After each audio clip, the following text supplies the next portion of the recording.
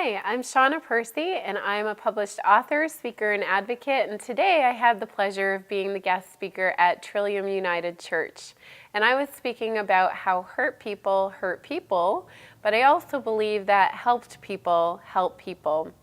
One of the core values that we were talking about at Trillium today was reaching out to others in kindness.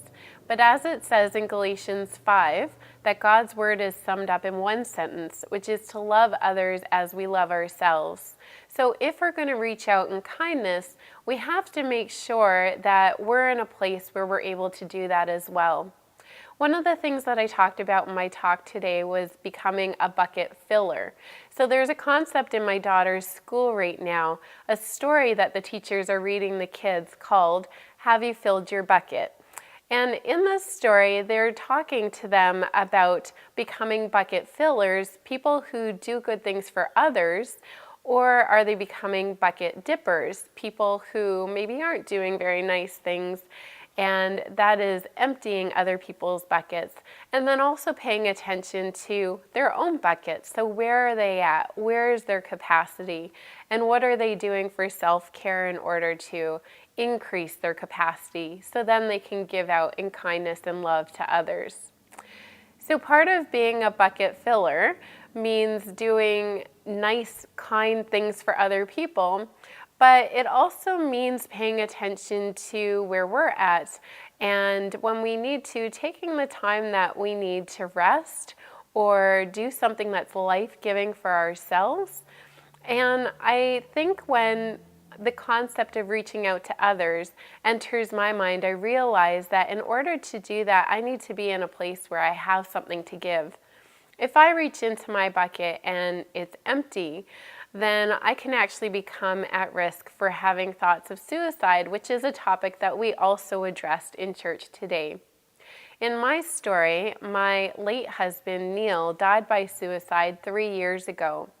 I also have post-traumatic stress disorder from that experience, and when I'm what I call trauma triggered, that's when my bucket can become empty very fast, and if I don't pay attention to that time and do the self-care that I need, then there ends up being nothing left of me to give to others. So then I realize that I need to take the time to do something healthy and life-giving for myself, and then I can start to give out again.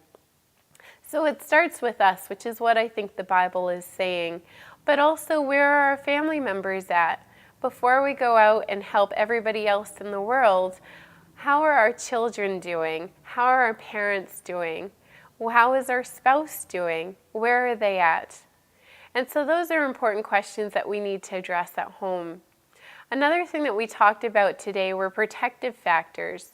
So it's really important for families to eat meals together. It seems like such a simple concept, but when we have one meal a day together, that gives children 75% of their protective factors. That's a huge way that we can pour into our children's lives and we can fill their buckets. And I think when we do these things, then we will be equipped as individuals, as families, and as communities to then pour out in service to other people.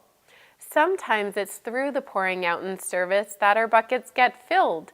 And so if that's how it is for you, that's really important to acknowledge too. And I'd encourage you to use that then to continue to fill up your capacity. The other thing that I want to mention before I end is that sometimes when people are hurting, and when they're hurting other people because they're hurting, we might forget or overlook that that person is of tremendous value, but their life does matter. And their story can end very differently, I believe, if we pour into their life, if we help them. And it's through helping others that we can change the hurt person who's hurting other people into being someone like me, the helped person who is now helping other people. So I'd encourage you to remember that other people's lives are of value and your life is of tremendous value too. Hurt people, but helped people, help people.